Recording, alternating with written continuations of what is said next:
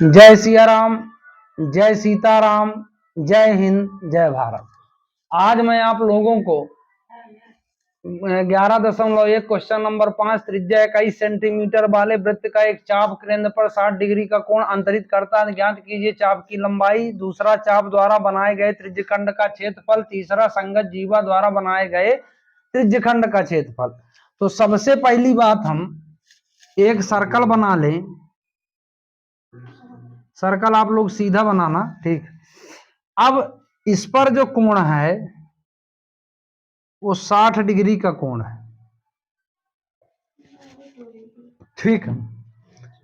अब यहां O हो गया, यहां A हो गया, यहां B हो गया। अब वृत्तखंड है ना, तो वृत्तखंड है तो यहां से इसे लाइन खींच दो, ये त्रिज्यखंड बन जाए। त्रिज्यखंड और वृत्तखंड में एक ही चीज का अंतर है, त्रिज्यखंड में लाइन नहीं होगी और वृत्तखंड जो है उस भाग वृत्त का खंड होगा, मतलब वृत्त का भाग होगा उसमें, ठीक है। अब 21 सेंटीमीटर ये है, 21 सेंटीमीटर ये। अब कुल मिला के पहले इसमें चाप की लंबाई ज्ञात करना है। क्या ज्ञात करना है? चाप की। तो लेंथ, इंग्लिश वाले लिखेंगे length of arc, length of arc. हाँ, इंग्लिश लेंथ ये लिखा है।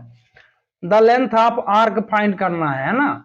In the circle of radius 21 centimetre an arc subtend an angle is 60 at the centre. Find the length of arc, area of sector formed by the arc, area of segment formed by the corresponding code. अब arc, तो इसका formula होता है theta upon 360 into 2 pi are.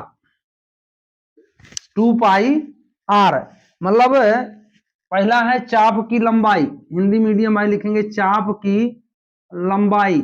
ये सूत्र मैं सब introduction वाले उसमें लिखवा चुका हूं। तो इसमें थीटा कितना है 60, 360 अपॉन में आ गया 2 इंटू पाई का मान इसमें 3.14 नहीं दिया, 22/7 लेना है। आर है आपका 21, 7 3 के 21, 0 से 0 कट आउट हुआ, 6 6 36, 2 1 कम 2, 2 3 6, 3 से 3 उड़ गया, मतलब बचा 22 सेंटीमीटर। That is answer. ठीक, समझ में आई बात। अब लेंथ ऑफ आर्क हो गया। दूसरा कहता है कि चाप द्वारा बनाए गए त्रिज्यखंड का क्षेत्रफल। तो दूसरा क्वेश्चन, चाप द्वारा बनाए गए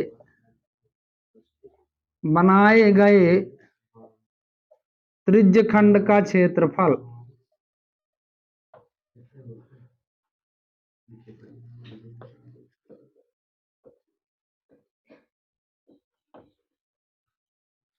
त्रिज्यखंड का क्षेत्रफल, तो area of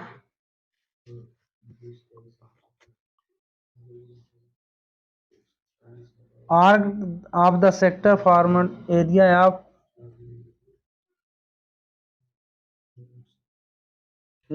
of the sector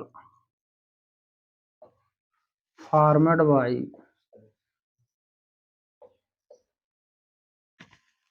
N arc, formed by the arc.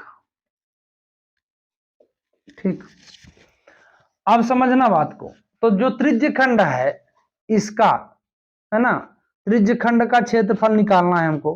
तो इसमें सूत्र क्या लगेगा? ये भाग नहीं रहेगा इसमें, मतलब ये पूरा रहेगा। तो 360 theta upon 360 into pi r square.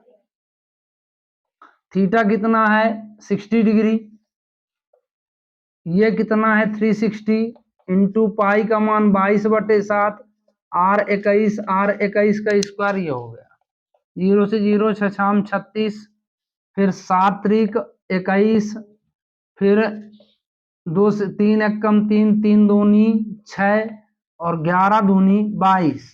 तो 11 गुणे 21 आपका ये बचा, तो 11 1 कम 11 और 11 दूनी 22 एक 23 centimetre square, 231 centimetre square.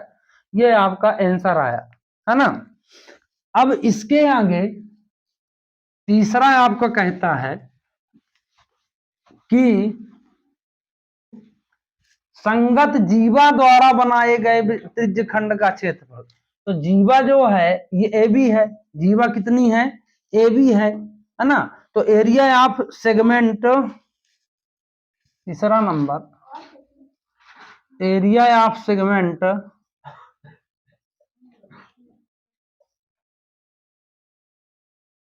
Formed by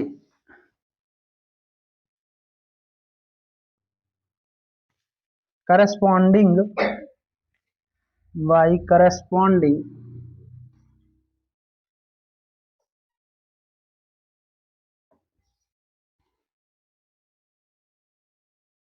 sector,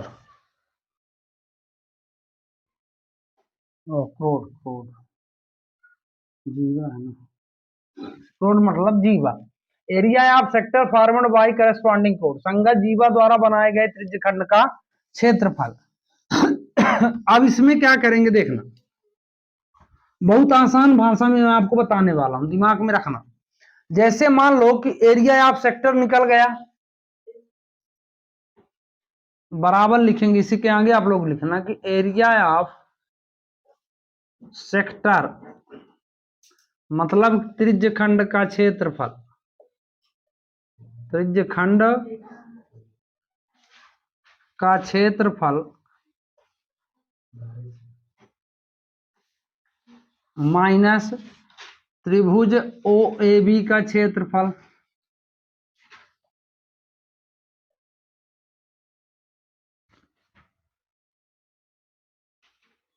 area of triangle O A B मतलब माइनस ओ ए बी का क्षेत्रफल।